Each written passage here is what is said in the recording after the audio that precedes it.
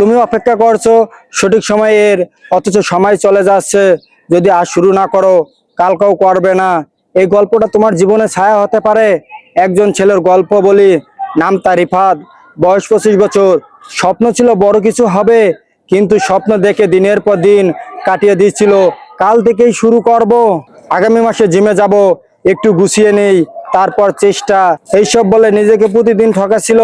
তার চারপাশে বন্ধুরা কেউ চাকরি পেয়ে গেছে, কেউ ব্যবসা শুরু করেছে, আর সে রাত জেগে ফোন ঘাটে, সকালে দেরি করে ওঠে। নিজের জীবন নিয়ে কোনো প্ল্যান নেই, শুধু অপেক্ষা করছে একদিন কিছু একটা হবে। এই ভরসা। একদিন সে আয়নায় দাঁড়িয়ে নিজের চোখে চোখ রাখে, নিজেকে জিজ্ঞেস করে, আমি কি সত্যি এই মানুষটা হতে চেয়েছিলাম? সেই দিন সে সিদ্ধান্ত নেয় জীবনকে বদলে দেবে। সে খুব ছোট একটা কাজ দিয়ে শুরু করে। সকাল 6টা ঘুম থেকে ওঠা। প্রথম দিন কষ্ট হয়, দ্বিতীয় দিনে ইচ্ছা হয় না, কিন্তু তবুও উঠে পড়ে।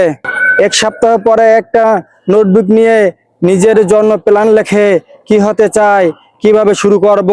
দিন যায়, সপ্তাহ যায়, মাস যায়। সে ইউটিউব দেখে স্কিল শিখে, অনলাইন ছোট একটা কাজ করে ইনকাম শুরু করে, নিজেকে গড়ে তোলে ধৈর্য, আত্মবিশ্বাস আর অধ্যায়ে মাটি দিয়া।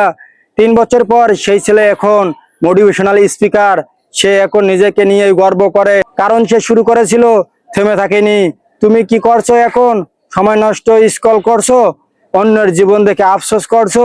শোনো, কেউ এসে তোমাকে বদলে দেবে না, কেউ এসে বলবে না এই নাও সুযোগ, এখন বড় কিছু হয়ে যাও। বদলাতে হলে নিজেকে শুরু করতে হবে। একবার চেষ্টা করো, একটানা 30 দিন নিজের জন্য সময় দাও। ভরে ওঠো, ফোন দূরে রাখো, একটা বই পড়ো, একটা স্কিল শিখো। তুমি দেখবে জীবন ধীরে ধীরে বদলে যাচ্ছে। আজকের দিনটাই তোমার সবচেয়ে বড় সুযোগ। একদিন না বলে বলো, আজকে এই দিনটা আমার হবে।